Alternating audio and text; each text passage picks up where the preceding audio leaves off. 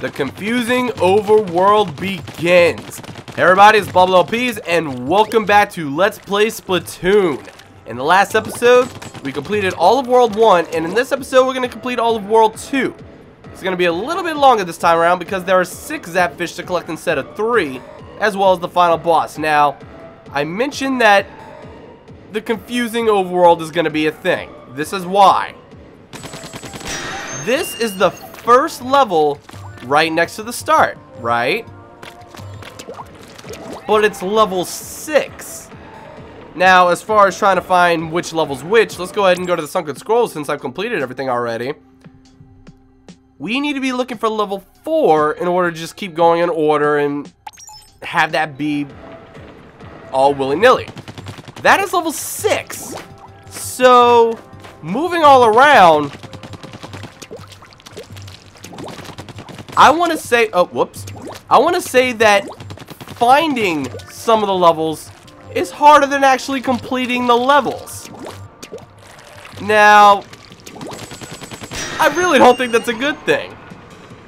Like, I'm not going to sit here and say that the game is perfect. It's really fun. While we're playing, it's extremely fun. It's the most fun I've had on a Wii U game in a while. Not counting, like, Mario Kart 8 and Wii U Smash Brothers. But here we go. We finally found level 4. Now, instead of entering, I'm actually going to go ahead and navigate throughout the rest of the world and uncover all the rest of the levels. Now, what's confusing is sometimes you'll see a section that's like, alright, that's probably where the next level is. And sometimes it's not. Now, here is one good thing about the overworld. Like, I'm glad they at least thought ahead. As far as trying to find all the different stages, you have this option too. See, like right now we're at level 9. Let's say I wanted to go to level 4, 5, or 7. Whichever one's unlocked. What was it? 4, 6, and 7, my bad. On the gamepad, which you can't really see, but you can tell that I'm looking in the air. That's because I'm tilting my gamepad towards me. You can press the level you want to go to and go to it. But you have to uncover the levels to do so. You can't just jump to each level just because you want to. You have to uncover them first. So between all the worlds, I am going to be uncovering all of them, and then finally jumping from each level to each level. Now, I just wanted to show this for example. Let's go ahead and jump up here. By jumping to certain levels, you can try to guess which levels are located where. So, we've got one more level to find, and this is the highest point of the world that we haven't even gone to yet. So, that's got to be the last one. So, we want to cover that, and that's level 8. So, yeah, the levels are all over the place, but I will be taking them down in order. So, let's head back to level 4. Now that we're finally done going through all those, let's start the levels. Then again, I did completely forget to upgrade my gear. So let's finally go ahead and unlock the Seekers. And now all the weapons are finally available to us. In the last episode, I said that the burst bombs and the Seekers were not available to you right from the get-go. You have to unlock them, and then you can finally start leveling them up like everything else. Now, the Seekers are probably my favorite weapon in all of the campaign for a couple different reasons. One, they're explosive, and I just increased the blast radius, so they're going to be even better. Number 2, you'll see as soon as we start the level.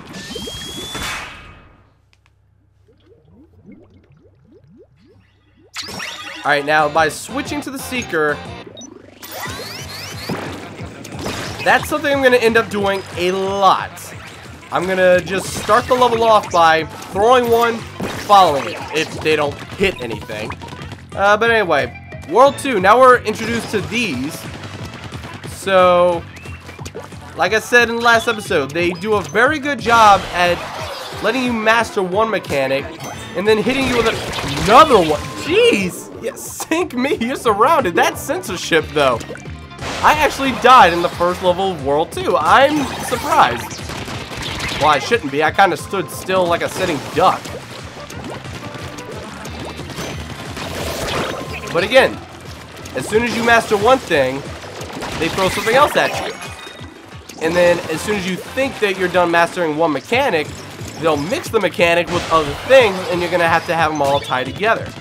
Now, the good thing about all that is that there aren't too many levels, and there aren't too many worlds. So the fact that you pretty much get a new mechanic or a new challenge in every single level, by the time you reach the last world, they've all added up, and the game is actually somewhat challenging. Now, is it the most challenging game ever? Of course not, but is it challenging enough to not be frustrating and it just... I don't know. I just can't find any simpler way to explain that you learn as you go, and it's a great game. Now, what's really weird is when this game was first announced and it was like online only, I was so excited because whenever online games come out, obviously I want to play them with you guys, I want to play them with friends. So I got hyped immediately. And when they announced a single player campaign, I was like, really? You don't need a campaign. What are you doing? But after everything's said and done, I ended up enjoying the campaign. This is my second go through the entire thing, and I'm still having fun right now. I'm commentating over and all, but I'm still having fun. Now, right here, there's a fork in the road. You have to decide which way you want to go. This is where I recommend actually going everywhere rather than just deciding, alright, I'll go one way, and if that's the launch pad, I'll go. Because situations like this,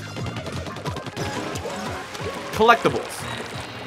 So again, as a completionist, most of you should pretty much know, cover all ground, you'll eventually find it. Like here's the Zapfish. This is the end of the level. I don't want to be here. So I'm actually going to backtrack, take a second, go up the gushing ink, and there you go. There's the sunken scroll for this mission. Now we just got to make our way back over here, uncover the Zapfish, and there we go.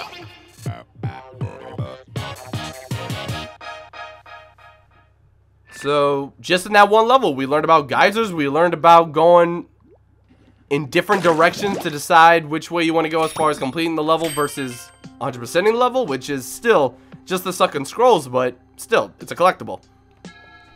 Anyway, the scroll was found in a deep rock layer. Its age estimated at approximately 2,000 years. It details the ancient turf wars of the time.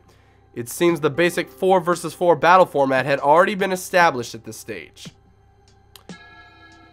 Now, some of these are very interesting. Some of them are like, okay. Some of them are actually really funny, and I can't wait to get to a certain one that's in the last world. So, without spoiling anything, all I'm going to say is last world, funny sunken scroll. With that said, let's go to level 5. I love being able to just jump between the levels, but I wish you didn't have to go all over the place to find them all. So again, perfect game? Absolutely not. Oh, but a fun game. And it makes up for some of its flaws through some other kind of game design, but I mean, if the flaw didn't exist in the first place, you wouldn't need the fix. Like jumping between levels, that's cool and all, but I don't really want to have to find the levels. Sure, it's a little more exploration, but I don't know. Some people might like it. It's not my cup of tea. So I don't want to talk down about it, but I personally don't like it. Let me know if you guys like it. Do you like exploring for the levels, or would you much rather just jump right into the level? Because it really seems like it's more of a specific game kind of thing, because exploring around, inking up everything, like that's the point of Splatoon. So, I don't know. I got mixed feelings about it the more I talk about it. The first time I thought it was kind of interesting, but by the time I got to World 3, I was like, okay, these are so out of order. The OCD in me is killing me.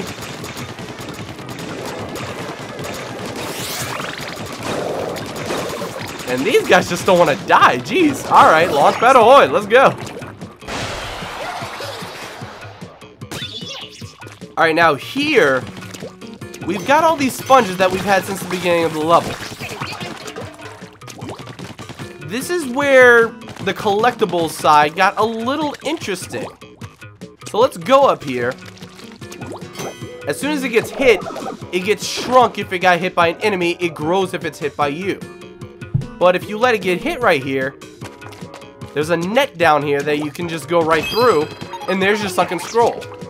So the completionist side of me loves this game because they're not all extremely obvious.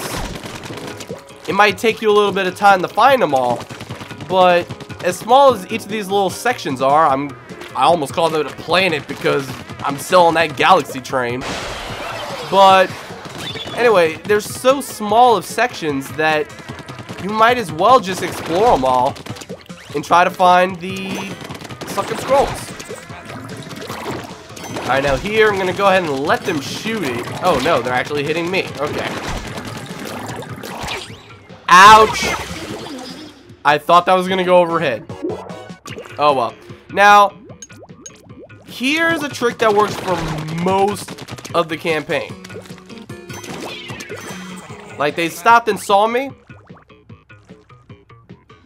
Oh, he sees me. But I threw a bomb, so he's distracted. So he's not going to actually fire at me. So, if you're really scared about being hit, just throw a bomb. Make sure your ink is full and throw a bomb. That's all you gotta do.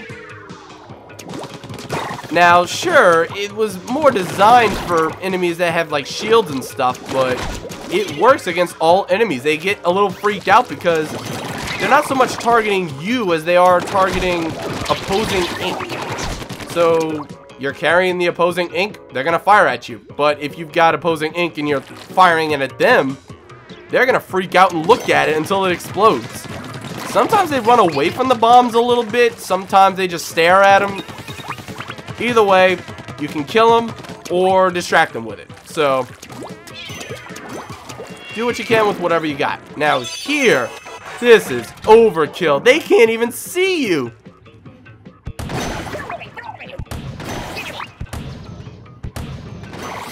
And they're just so confused and excited, like, huh? What? Are you serious? I thought I was going to shoot him where... Oh, and that time he cut back. So the first time I'm like, alright, I'm going to shoot him where he's going to be. And then he just walked right past... Well, floated right past it. And then the second time he decides to cut back, is like, sleep. Anyway, now we've been introduced to sponges. And let's see what's up in the next level. And you would think, look, we're so early in the game, that's only level 5. They've got to run out of gimmicks at some point, right? Well, yeah. Eventually they are going to run out of ideas. But then they're going to start implementing all those ideas together. And that's a whole new challenge in itself. Anyway, the terrifying biology of the Inkling. Strength can leap up to 5 feet. Brain, simple and predatory. Bones, none. Eyes can spot prey from 100 yards away. That's it. Alright. Defense, high pressure, high capacity ink sac. So pretty much stuff you already knew, except now they put some numbers to it. Inkling are deadly folk. Alright, so there you go. Captain Cuttlefish is revealing that you can jump from each one by doing a super jump. Let's go ahead and go to World 2, Level 6. I almost said World 6. That's not how it works. Anyway. Propeller lift playground, whispers on the wind. This is something else I love about the game. Just, there's so much good to say about the game. So, I know and sometimes it may sound like people are just praising this game, that it's flawless, perfect. It's definitely not. But the good just outweighs the bad. That's what's so amazing about the game, is that Normally, when something's bad, it's so bad that you can't help but complain about the whole time. But here, it's like, okay, can we move on? Or something or another. And you're done in like 5-10 seconds. It's not the end of the world. But what I do love that I was about to get into is the name of all the levels. The names of all the levels basically give you a hint as to what you're supposed to be doing in that level. And there you go, a propeller lift. And instead of telling you, oh, hey, do this and this will happen, you're kind of exposed to the controls. And then, look, you got a propeller, you accidentally shoot it, or intentionally, whichever just happens to happen. Oh, you get shot up in the air. Now open fire. So, I mean, what else is he really going to say? He's kind of coaching you along the way without telling you how to play the game. So, as far as just general game design and how they let you play the game, I love Splatoon because of the way they let you learn the game. Of course, they got to teach you controls and stuff. I mean, games nowadays are a little more complicated than up, down, left, right, B, A, select, start. So, sure, they can do all that. But as for the game itself, like propellers, alright, you get shot up in the air, and then what do you do from there? You learn as you go. He doesn't say, oh, shoot the propellers to go up. No, you shoot the propeller and all of a sudden, oh, I'm going up! So, it's exciting. Now here, don't fall, Agent 3. You know we sea creatures can't swim. So yeah, they're being funny. But, yeah, that's the only warning. Don't fall and die in the water. You can't swim. Now, I kind of like that because, sure, it's not really, like, explaining what happens when this happens. But the fact that you're going to die if you touch the water, let's not waste an entire stock of health to figure that out. And I like how, as I'm saying something about losing a stock of health, I lose a stock of health. Anyway, moving on. And there you go. Like, that balloon right there just gave me so many power eggs. I think that's like 10 in a bundle. Okay. So get as many as you can. It makes upgrading so much easier at the beginning. And as you upgrade in the beginning, it makes some levels a lot easier. And then as you move toward the end of the game, you're really not going to have everything maxed out unless you grind for power eggs. If you just beat the levels and move on, you're never going to get everything maxed out. Depending on what you do, you may max out one thing. But if you're not trying to max everything out and you're trying to be kind of balanced, you're not going to do anything maxed out. So, collect as many power eggs as you can. They're scarce later on. Without redoing the entire levels all over again. I'm surprised he couldn't see me. I mean, I was directly under him, but alright. Alright, but here we go. Now we got propellers on the sides, and they reel in, they reel out. I'm gonna stop praising this game at some point. I have to. But as far as letting you learn the game and just finding out what everything does, this game does a great job at it. And I find it kind of funny that this is coming from the guy that hated the tutorial, because during the Splatoon Global Test Fire, we only had an hour to play. And when you only have an hour to play, I don't know about you guys, but I'm not interested in learning which buttons do what. Throw me in the game, give me 3 minutes of gameplay where I learn how to play, rather than a 3-minute tutorial where I could actually be playing with other people. Or give me a button tutorial on the actual, like, lobby screen or something. But needless to say, it is awesome in the campaign mode. I wish that I just let it all slide now. But I still stand by what I said at that given time. I wish I didn't have a tutorial. I wish that they would just let me play the game. And then finally the campaign delivered. Anyway, I accidentally jumped to level 9. Let's go back to level 7. Alright, ink stains and teardrops. Spreader Splatfest? Let's see what the hint was. Oh, splatter. Go figure. Now, this is something we saw in one of the way earlier levels, but hit these balloons whenever they show up. They explode with ink everywhere. Now, here's a new mechanic. You've got these little sweeper things. And as you can tell, as they go, at the bottom, they're purple. Now, whatever color the opposing team is, that's what it's going to be, obviously. But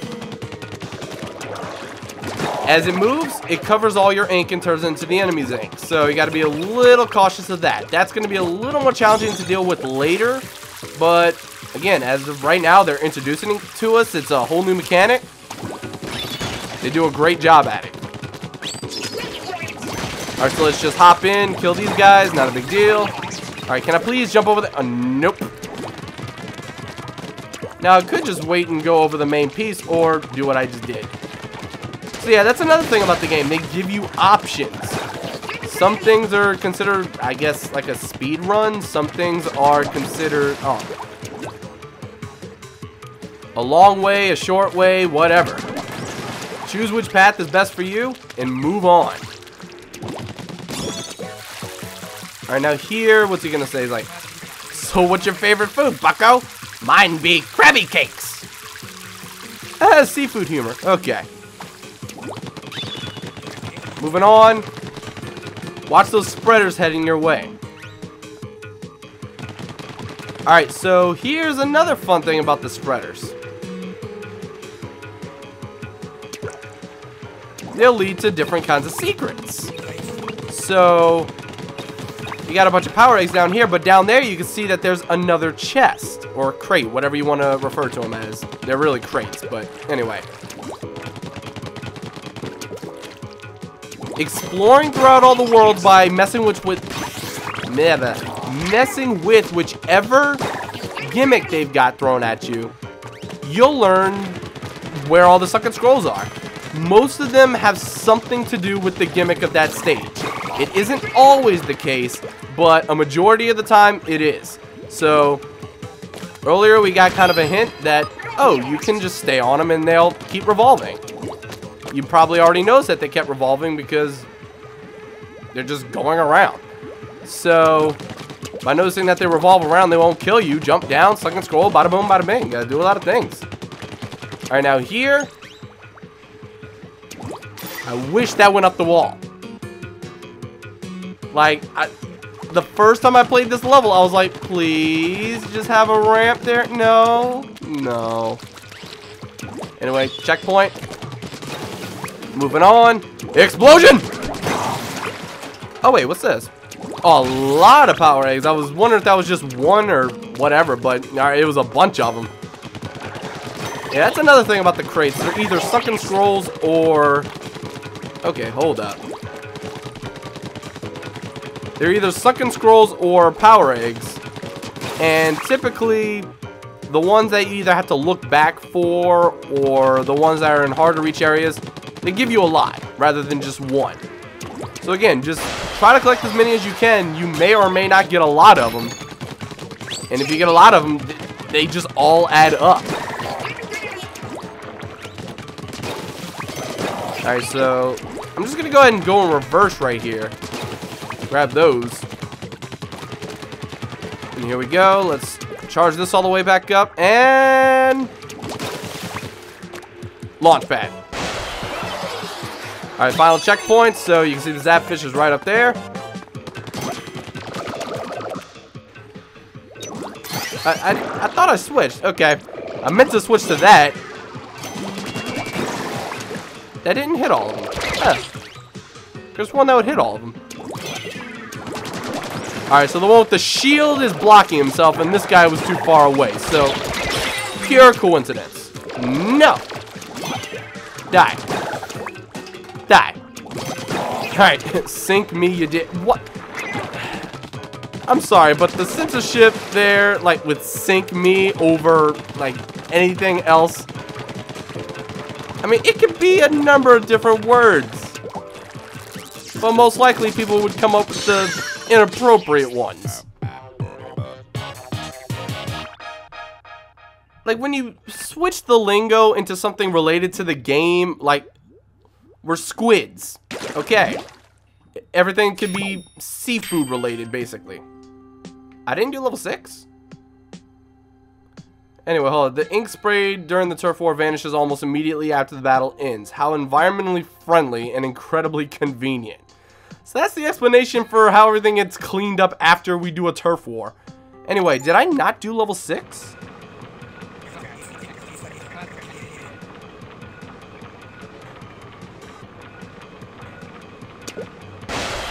So I was going in order, but I completely forgot to collect the sunken scroll. Let me go get that real quick. Now, this is actually a very obvious one. I guess I was just too rushy and I missed it completely, but when you do that, another platform appears. So, like I just said in the level that I didn't miss a sunken scroll in, every sunken scroll has something to do with whatever gimmick is at hand. So, I'll cut till I'm done this level, and I'll go right back to level 8. Alright, and the research notes were, the Department of Energy has announced that further declines in the availability of electric power are likely to occur in the near future. With the underground domes also deteriorating rapidly, the future does not look bright. So, you go from something depressing like this to, oh hey, everything's nice and clean. Let's see what level 8 has for us.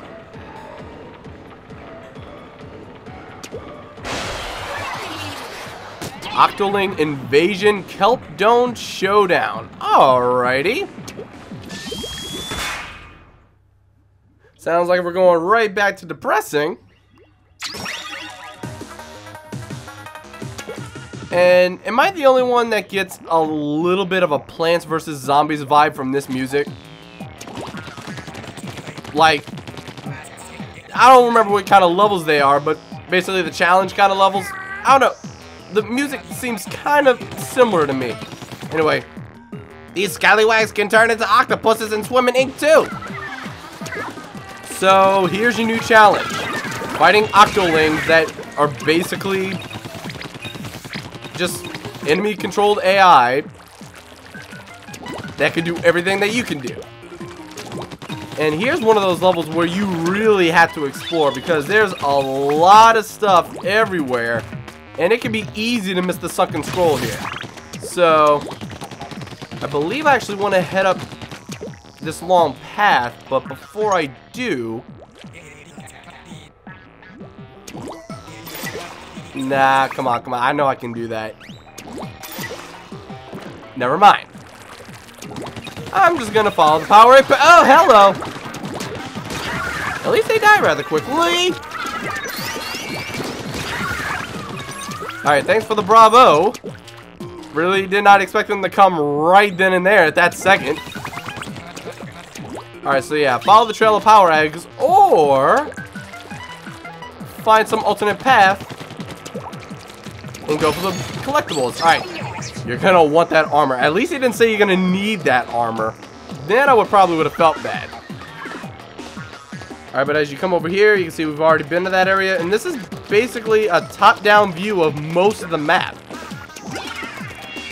And let's see. They're inking up the place. This is literally the only spot so far that they have been inking up the place without us being there. That could be your incentive to come explore a little bit. And there's a sunken scroll. So for completionists, you all might find this extremely obvious, like where they decide to put all the sunken scrolls. But they still did a decent job at putting them in decently good hiding places. Okay. Please die, thank you. And all we have to do is go get the zap fish, but there's so many power eggs. Hello. Excuse you. Alright, so we're at the final checkpoint. And now everything seems to be pretty much done. Kind of backtracking at this point. Oh, and for good reason. There we go. Some more power eggs. I don't think there's anything else major around here. Oh, well, there's one more crate over there. Let's go pick that up. And good thing it's just on the trail, so we don't even have to worry about it. Alright, so an Inkzooka. Since I haven't even been able to show any of these kind of things off yet, I'll use that on the final stretch.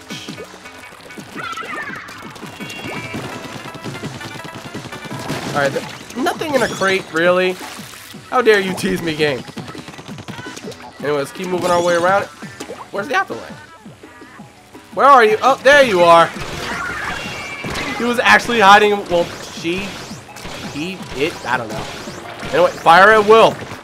Just keep going until it runs out. And there you go. Now, I really don't think there's anything else in. With all that said, let's not jump right out of the thing. There's the Zapfish. Only one more level followed by the boss.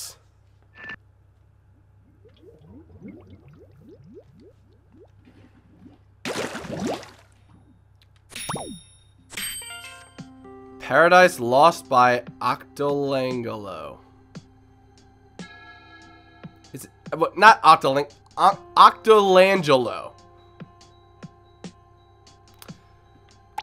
Like, I had to say Michelangelo to myself before it came out right. Can you blame me? Anyway, last level. And after this, I should upgrade all my gear. I've been kind of just rushing from one level to the next because I'm having fun. Alright, that's an Octo Striker. New challenge. Beware of the Ink Strike. For those of you that saw my Battle Dojo video with my cousin, yeah, Matthew wasn't too fond of me getting those. Those Ink Strikes basically are like little mini nukes that so long as you're above ground, he'll randomly shoot them at you and they may or may not appear where you are. Like, there's a chance that it'll appear where you're standing or where you're probably gonna be at the speed that you're moving. So, it's a little tricky to deal with, but if you just keep moving and you don't stop right by them, you should be fine. Alright, so yeah, keep your eyes peeled for lurking Octotroopers.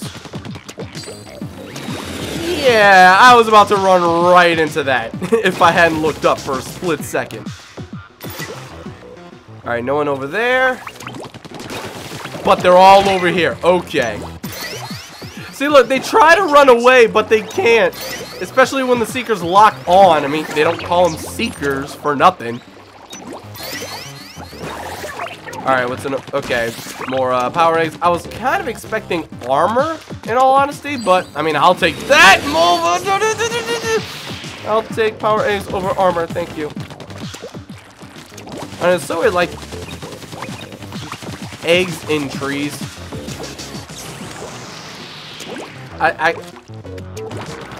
It's not like they're in branches or anything, or like... I don't know. Okay, watch out! They're not in nests or anything. That's what I was getting at. Okay. Alright, watch out. Did not need to jump ahead during all that foolishness. Alright, so this is actually the same map as the tutorial, so considering you had to go through it, this section should seem very familiar.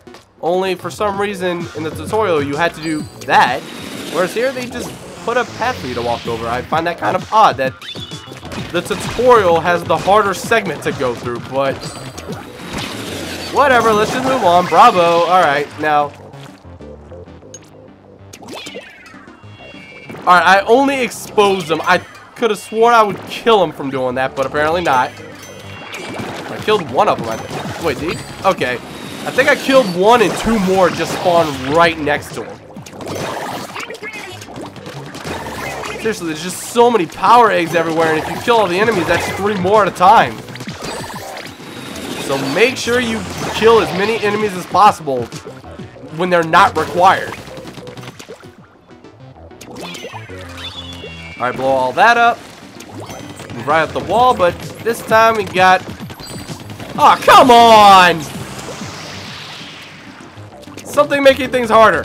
Oh, wow, they ignored the middle entirely. Let's go. I kill you, run! Those ink strikes are gonna be the death of me at one point or another.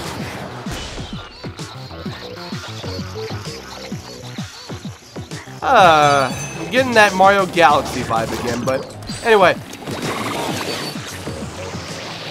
Let's move around. He's almost like a mini boss. So let's just keep chasing him, keep diving in the ink to move a little faster, keep hitting him. He'll eventually blow up, and he's not a boss. So it won't take 3 whole attempts. You just gotta blow him up once. Alright, now that we're done with essentially what I consider a mini boss, time to take on the actual boss. As soon as I go back and get the Sunken scroll.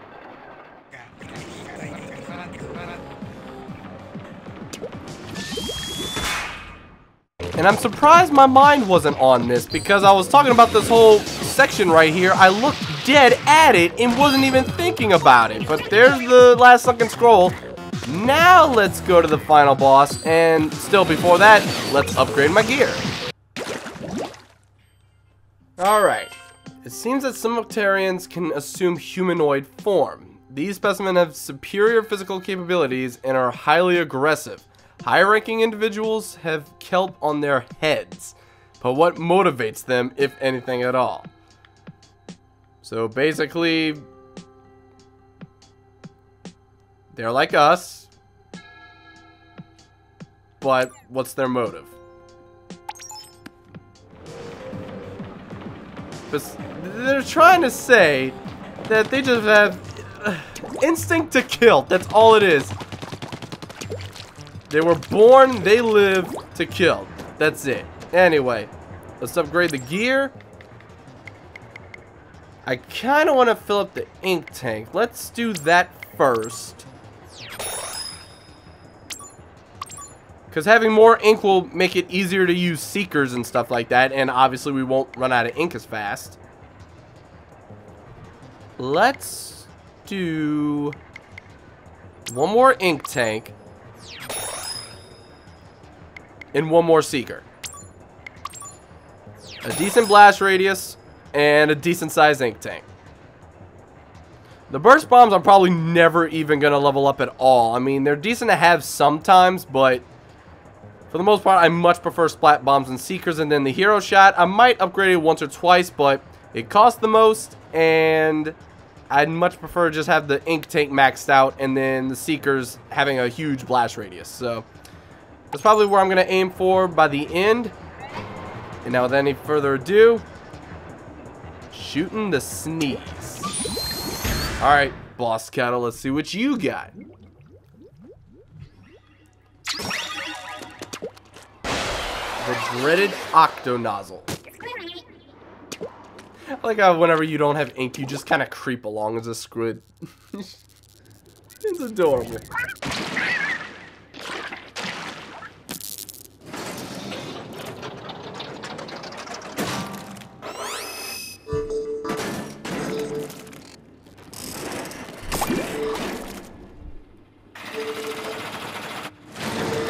That, however, is not adorable, so let's switch to seekers. Go across this. I was basically trying to give me some more room to work with. But all you really have to do is shoot the targets, shoot the tentacle on its head, rinse and repeat. This is probably the easiest boss fight in the game. And yes, I'm considering the first boss harder than this. Because with the first boss, at least it was a little challenging to go from one side to the other because you had to climb up his sides. But here, really, all you have to do is shoot the targets and then shoot the tentacle on his head.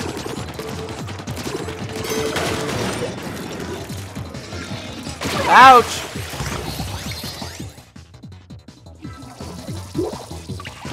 And whenever you were climbing the sides, he broke down and ended up being a little harder to climb up each time. This time, you don't really have to worry about all that. Alright, come on. I was waiting for him to shoot so I can run around him and do this. Alright, let's just follow the seeker. It'll be a lot faster. There we go. I might as well just climb up the side to make sure I don't miss. But you really don't even have to do that. I think you can even just throw a, some kind of bomb up, and it'll just work that way. So I'll actually attempt that this time. I never really tried, but I'm pretty sure it would work.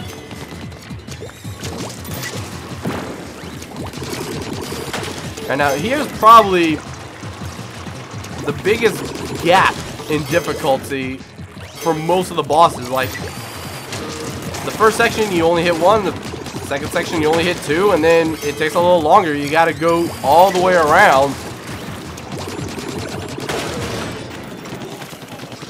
And it just takes a little more time. Wait, no!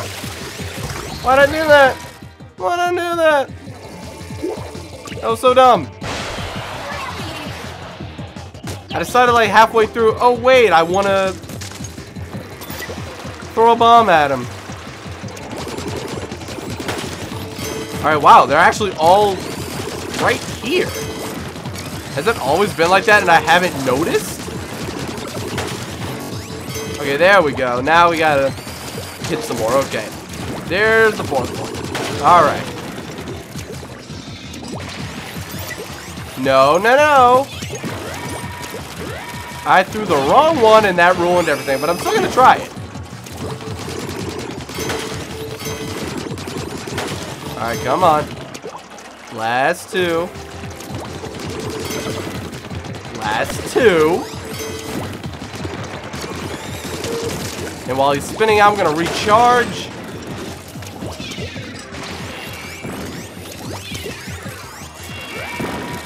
No, it doesn't work as well. It actually does not work as well. Might as well just climb up the side and shoot him. Alright, well, errors have been made. Am I actually doing this bad against what I consider the easiest? Well, okay. Hear me out. I said this is the easiest boss, and I stand by that, but the reason I'm dying so much is because of trial and error trying to learn a different way to fight the boss. Had I just done it the way I already knew you could do it, this would be over so fast. Alright, so let's climb up, shoot him head up. There we go. Yeah, when you shoot him head on, it's over.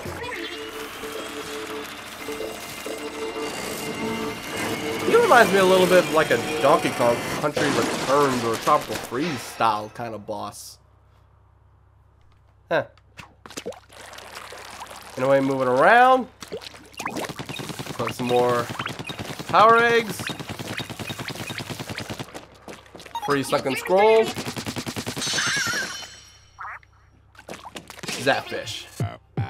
And that's going to be kind of a trend. Sunken Scrolls are going to appear at the end of the boss levels. So, for the most part, I have nothing to worry about but beating the actual level. Now, let's see. Scratch. What's that sound? Cattle. Fish. Blessed radio must be broken. You're doing great, Agent 3. Don't let up.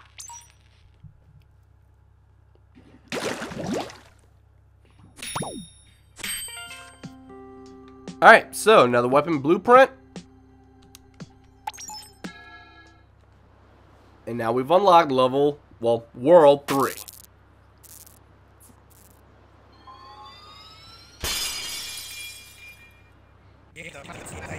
It's all becoming clear. They must be using the Zapfish to revive the great octo weapons. Alright, if you say so. So let's move on. Same way we travel from World 1 to World 2. And more complicated world.